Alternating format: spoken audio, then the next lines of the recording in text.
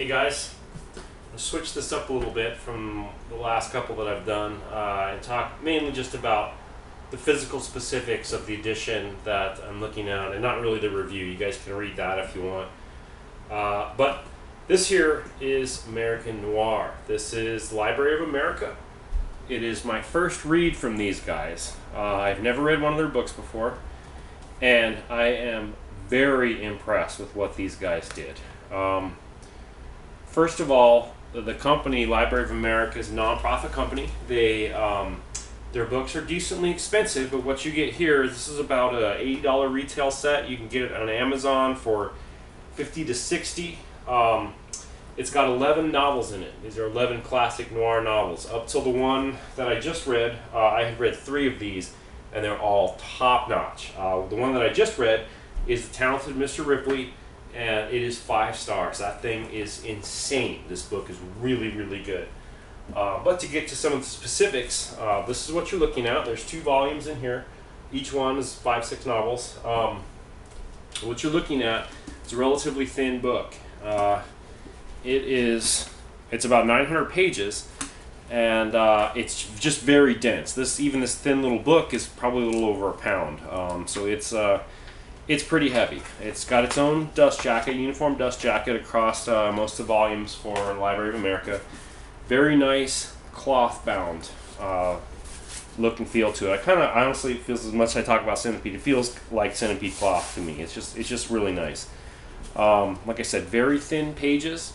Probably really hard to see how thin they are from that camera, but they are thin. And what happens is they're thin enough so that there is a bit of transparency from the page you're looking at to the print on the page behind it. You can see a little bit here. And this is one of the first things I noticed when I opened up to read The Talented Mr. Ripley. And I thought it was going to be a problem, a distraction, and it turns out it's really not. It's something that fades to the background almost immediately. It's also not really any more prominent than any of the books that I've grown up reading. It's only the more recent high-end editions from Cemetery and Subterranean Press, Centipede, these guys that make really, really great books. They use a thicker paper stock that they start to avoid this issue. Most of the books that we're all experienced with have this to some degree, and this one does as well. So as far as the actual read of this book goes, because of the quality of the cloth, the size of the book, it is an extremely comfortable read. Even the weight of it feels right.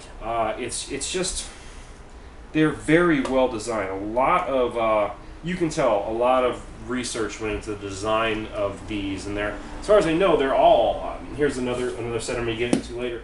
They're all fairly uniform. They're all fairly similar, and they're beautiful. I'm actually really looking forward to my next read, which will once again probably be another one of these books. I'm not sure which one, but another one from the American Noir set, because I loved it so much. There's a quote on here from Ed Gorman. See if you can see this. The most important collection of crime fiction ever published in the United States. Bold statement. But I don't know. So far, 4 out of 11. This is almost all 5-star stuff. This is great reading. So I think this is a set that, I mean, crime fiction lovers, this is necessary. Even horror lovers, I think most of you guys are really going to like what you find here. It's just really good stuff.